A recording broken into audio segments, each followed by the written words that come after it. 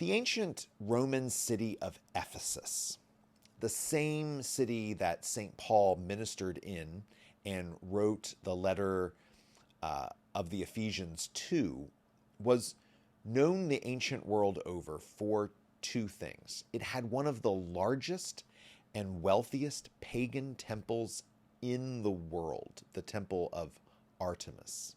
And it had one of the busiest commercial harbors in the Mediterranean basin. It was the provincial capital of Asia Minor and a principal center of commerce, public religion, and the arts. Down by the harbor, archaeologists found a remarkable stele, a freestanding stone monument, which celebrated the construction of a new customs house and which identified the benefactors who provided the funds for it. Among the names on the stele are multiple names that are typical slave names. Onesimus, which means useful. Epaphroditos, which means lovely. Trypho, which might mean something close to just. And Epikrates, which means something like overpowered. The stele also notes that two security guards named Phorbus, a slave name which means nourisher, and Secundus, another slave name which means kid number 2, had each donated 1,000 bricks to the project. So knowing that these names were typical slave names and knowing that they are listed as benefactors of a major capital project, this means that these slaves, or perhaps former slaves, had access to enough money that they could contribute to a major public works project. It means that they, as slaves or former slaves, were willing to make a contribution to a city where they were enslaved. And it meant that society at large was okay with listing slaves as public benefactors. I mean, you could imagine a world where that would be considered socially embarrassing, but not in Ephesus. Persons who had been enslaved were publicly recognized for their public contributions. The southern gate to the Ephesian agora, the marketplace, is a grand series of arches. Carved into the gate is a decree of a Roman proconsul, Paulus Fabius Persicus, which addresses an interesting facet of Roman slavery. Apparently, and sadly, babies were available for purchase at the slave market in Ephesus, and apparently they were cheap.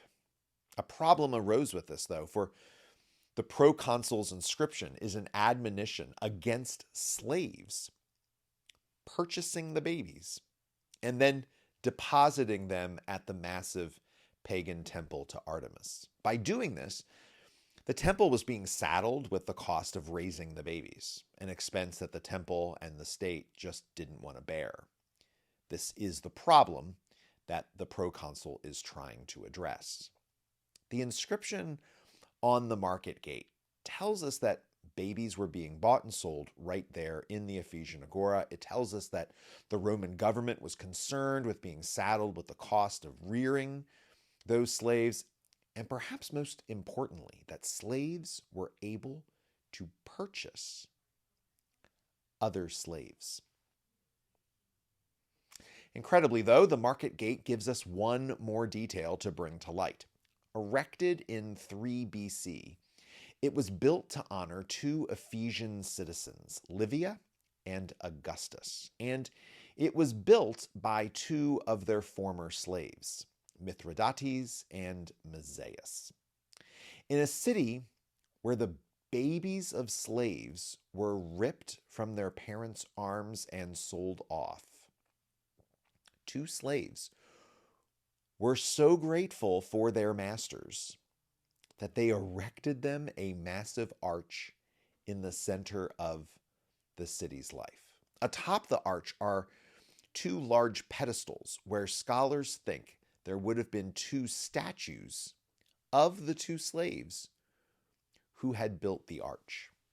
This little detail means that slaves could be manumitted from their enslaved status and enter public life.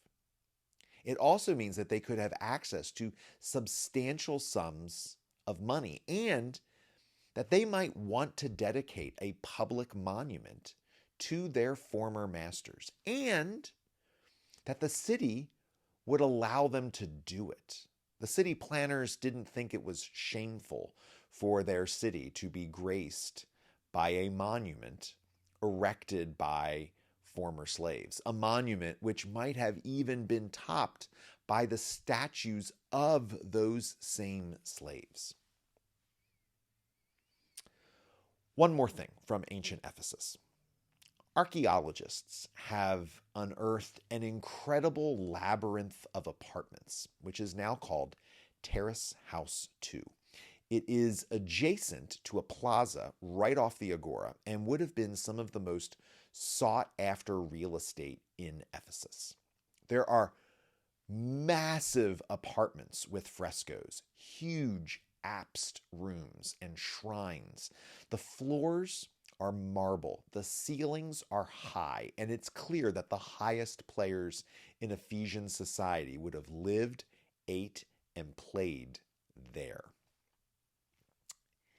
There's one thing in this complex which has vexed scholars of Roman slavery for years, though. Well, actually, it's not something. It's the absence of something.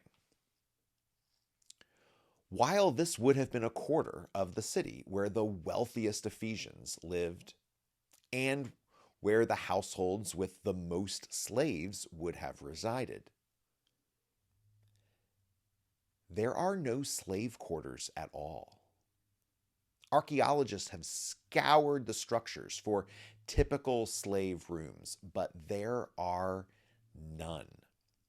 The only thing to deduce here is that the slaves that worked here lived among and with the opulents. They didn't retire to humbler apartments or rooms because there are none. The slaves who lived here would have lived like kings and queens. Whatever we find in Ephesus, it's not what we know of slavery in the American South. But it is typical of Roman slavery. Some lucky Roman slaves across the empire had access to incredible amounts of money. Some lucky Roman slaves enjoyed comfortable lives and lived far better than some impoverished free peoples. Some lucky Roman slaves had incredibly important positions in society. Some lucky Roman slaves were manumitted and were thus free from their enslavement. And upon their liberation, they still had access to significant sums of money. Some lucky Roman slaves were able to enjoy good and wonderful relationships with their owners. There would have probably been affection and care and even love that was shared amongst them. Some of those slaves felt so honored to have been owned by their masters that they decided to erect monuments to show their gratitude. Suffice it to say, this was not the rule, but the exception to the rule. The vast majority of slaves would have lived short and bitter lives of utter misery, but some slaves did not experience the same misery or bitterness. They were property of their owners, but their lives were still rich with possibility.